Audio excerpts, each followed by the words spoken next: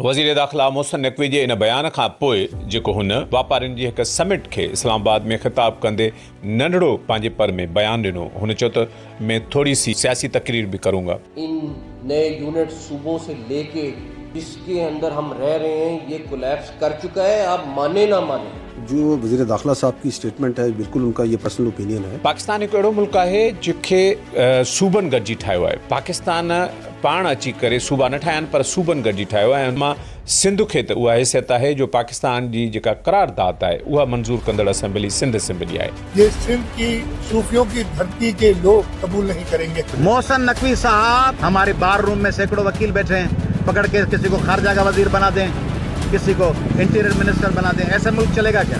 सूबा कहाँ बनेगा?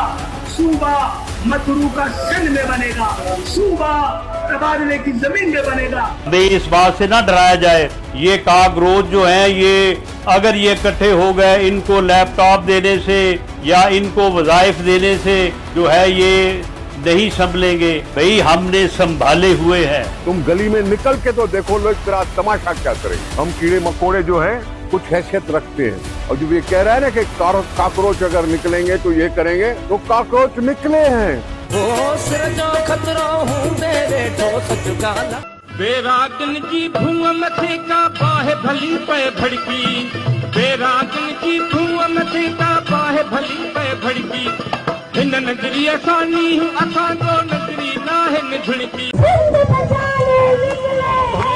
आओ हमारे साथ चलो, हम सिंध बचाने निकले हैं। आओ हमारे साथ चलो, हम तालीम बचाने निकले हैं। आओ हमारे साथ चलो।